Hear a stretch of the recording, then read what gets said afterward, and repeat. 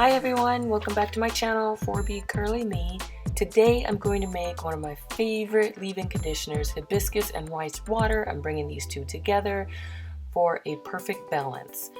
Have you guys experienced some problems with just using rice water in your hair? Has your hair been too stiff? Do you think your hair is protein and has a protein intolerance? Is your rice water stinky? Do you feel like it spoils too quick? Well, hopefully this recipe is an answer for you, and I'm going to put this together, and I want you guys to put it together as well. It is so easy. So first of all, you need to put some ingredients together. I have some vitamin E oil and apple cider vinegar. I've got some moringa oil and a few essential oils, lemon, lemongrass, bergamot, and also rice water and hibiscus tea, of course. These are the two main players in this recipe. Alright, let's go ahead and get started, and I will tell you why I'm using all these ingredients as well. It's very important to this special leave-in conditioner. So the first thing I'm going to add is 1 cup of water to dilute this mixture so that it's not so strong. What I've found is that my hair has just been really stiff when I just use straight rice water, and so that's the purpose for this video. Next, I'm going to add about a 1/2 cup of rice water.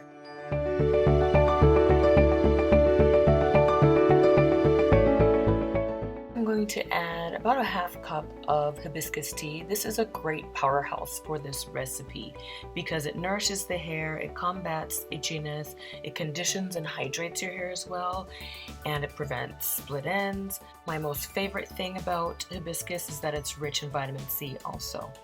I'm using vitamin E here because it extends the shelf life and it's a natural preservative.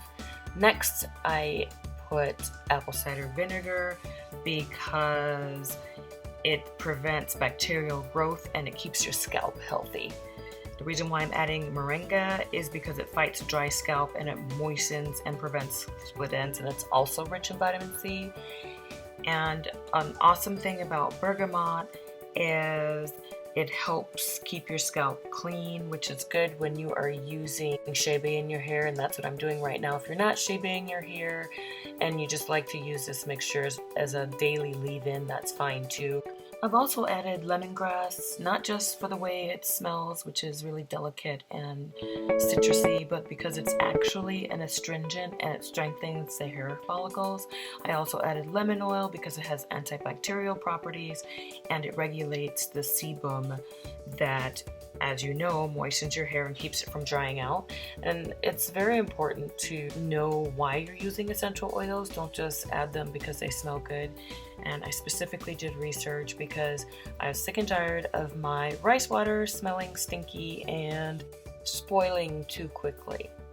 Make sure you saturate your hair with this daily. You can actually leave it in because I have diluted it 100%. There is a healthy balance of proteins and also vitamin C for daily application. I love that the protein provides structure, giving your hair strength, and it also balances the moisture in your hair. If you are still experiencing some dryness, just add a 1/4 cup more water. Thank you so much for watching. Tell me about your rice water experience. I've been using this on my daughter's hair and her hair loves it. I'll see you next time. Stay tuned for more videos.